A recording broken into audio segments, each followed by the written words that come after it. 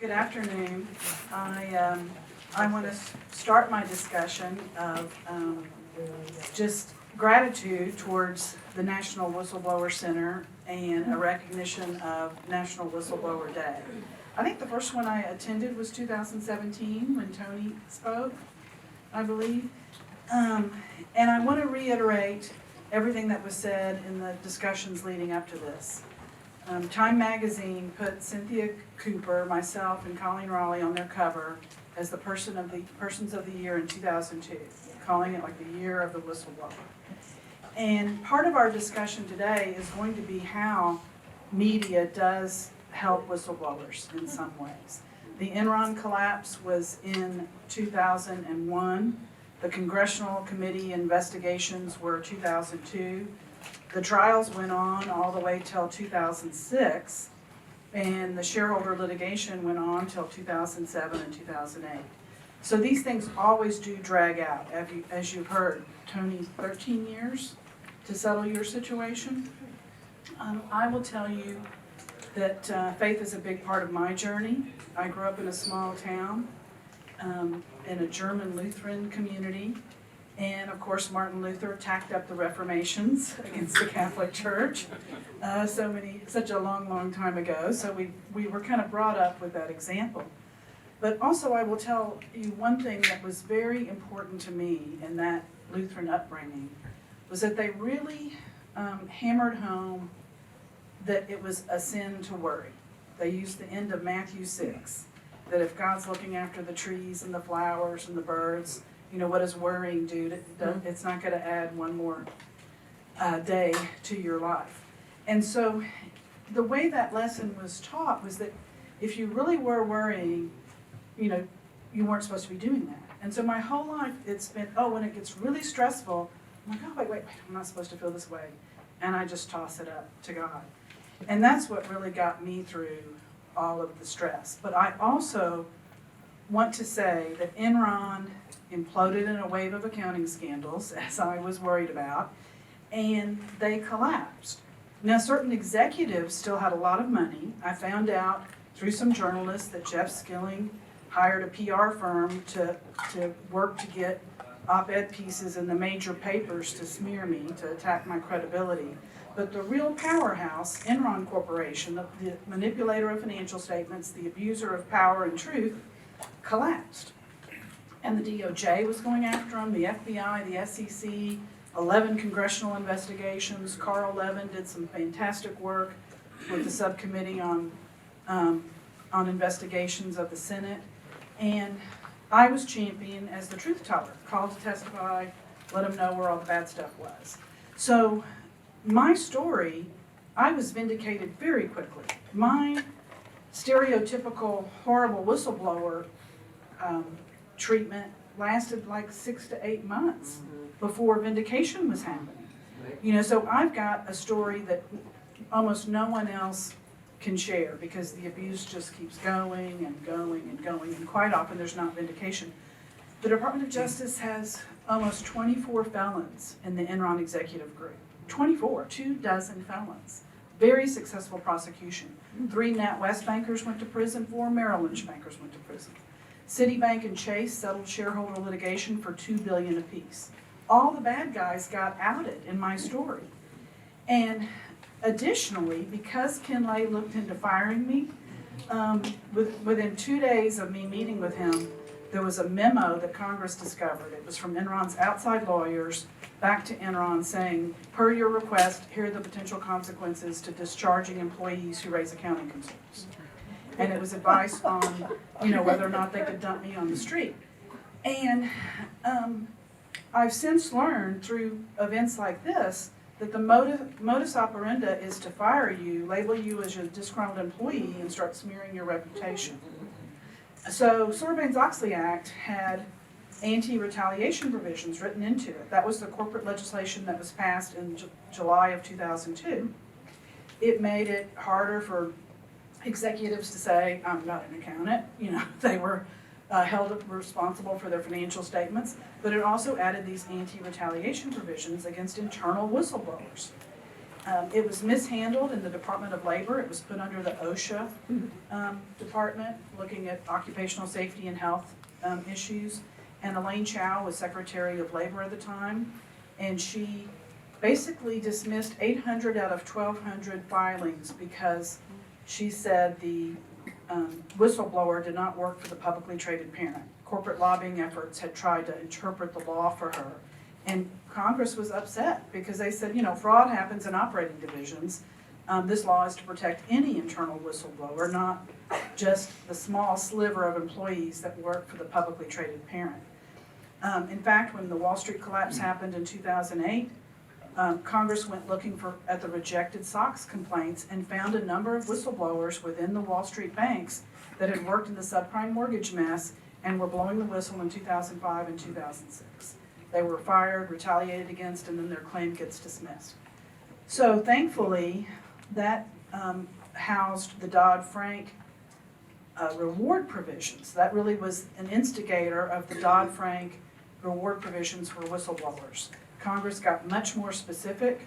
They said the SEC was to start an Office of the Whistleblower and report annually to Congress. Whistleblowers that gave credible information to the SEC that resulted in fines of the publicly traded corporations, those whistleblowers could get 10 to 30% of SEC fines. And that has really been a game changer. When I was first speaking about my Enron experiences, there's Steve Cohn of Cohn and Calapinto, and then there's the Government Accountability Project. And those are about it. You know, there was just no legal support. My own lawyer worked out of the goodness of his heart for much of the representation that he gave me, Philip Hilder. And it was, I can't tell you the amount of comfort it is to have a strong lawyer that has your back. Amen. It's just very, very important. When all this was happening, I couldn't find a lawyer. It really took a friend of a friend who talked this Houston criminal defense lawyer into taking my case. He had been a DOJ lawyer, and he wanted a retainer. And I was looking at the end of Enron, the end of my paychecks, breadwinner for the family. You know, I didn't want to give my savings so easily. But a very high-powered lawyer friend of mine in New York heard my whole story and said, Sherron, if it's the last dime you have, you need to hire a lawyer. If you walk in without a lawyer, you know, he just named a whole list of things that might happen to me. And you hear these stories countless times when someone doesn't have legal representation. So what next? For me, I'm a champion of these reward programs because it gives a whistleblower that has no power, that's middle manager or lower, an ability to stand toe-to-toe with the powerful organization that has all the money, that has all the resources. And the only way this works is if lawyers have an ability to get paid. And these reward programs allow for that. And this is not just about putting money in people's pockets. The emotional saving that this does when a lawyer has your back and is working for you and listening to you is so important. I mean, Tony, I think about your story where that lawyer was like, yeah, I'm going to get my fees paid, and you go from termination to resignation. That's not a good outcome. You know, that wasn't a lawyer that was really working for you.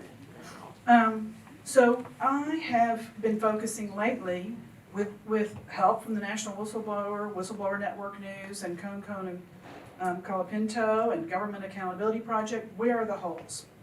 Where are the attacks coming from? Because the corporate lobbying efforts attack it left and right.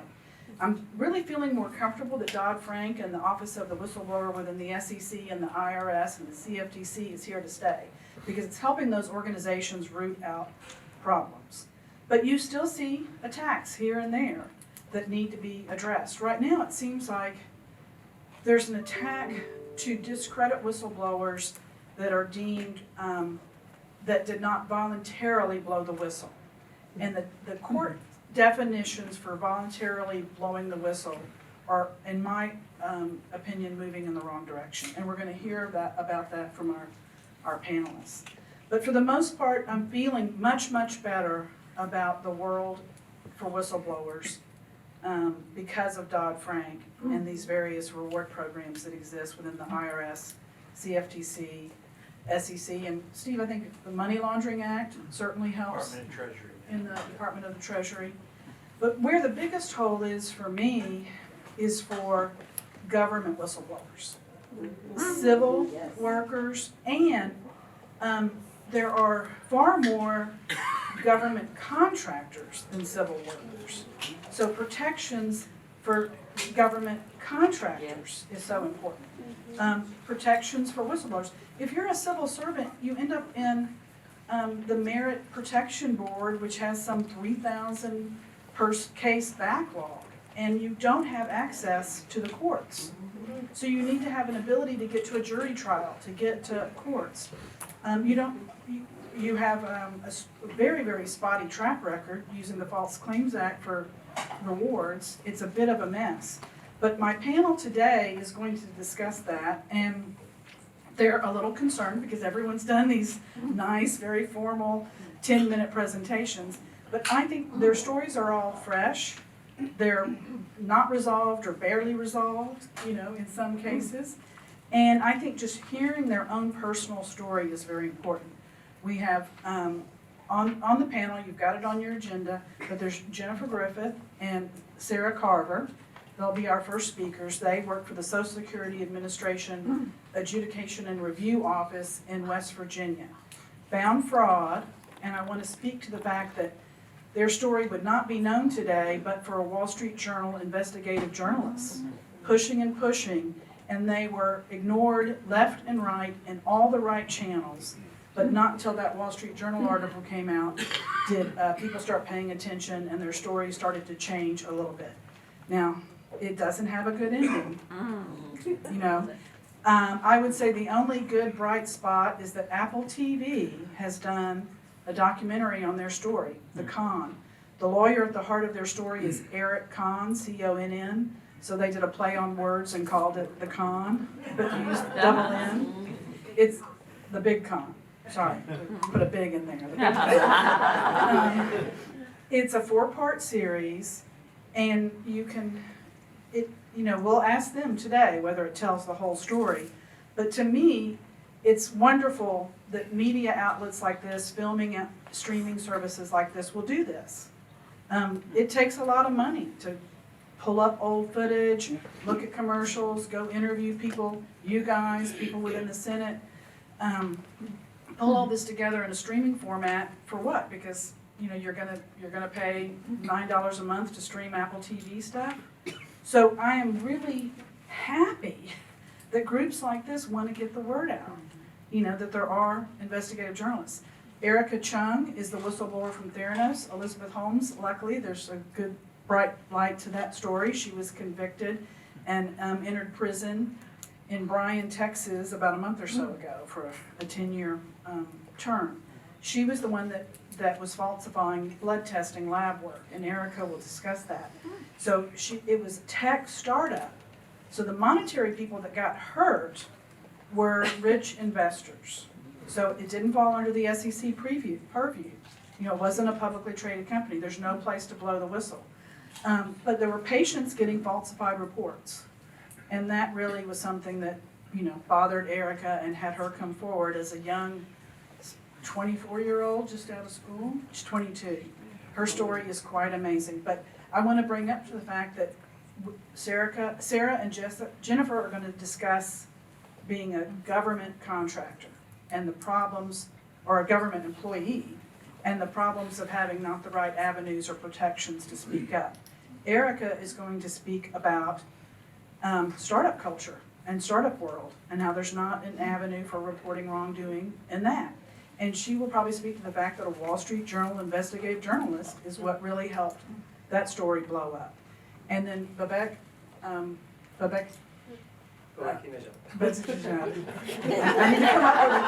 need to come up with a Katie Couric. I'm a dinner jacket, but I am so sorry. I'm just horrible with names. My maiden name was Smith, so I just but he has a compelling story very similar to Erica's. He was working in MIT's research lab where they were working to do how do we develop an ability to grow food and plants for developing countries. And the academic research was fraudulent, very similar to the blood testing labs, where the blood work was really run on a different machine, not Edison. MIT, trying to show what their grow boxes were doing, had people run out and buy plants. He'll tell you the story of that, but they were falsifying their results. And, you know, it's a large organization, federally funded, getting grants. The Department of Justice seems to have no interest in looking into it. And you might say, well, they've got a lot of fish to fry, they've got a lot of wrongdoers. But remember, the Department of Justice and the FBI went after 6 Hollywood celebrities for bribing colleges to get their kids. So if government resources are being used to go after 6 Hollywood stars because they bribed coaches to get their kids in school, government resources ought to be going into looking at MIT's fraudulent research. And there's no place to go for that whistleblower. So without further ado, we're going to start with Jennifer and Sarah. And they're going to come up, tell a little bit of their story, but also we're going to do it more like interview style. So I am going to have the mic, but also I think if anyone's ready to ask a question, call it out. I'll repeat it on the mic.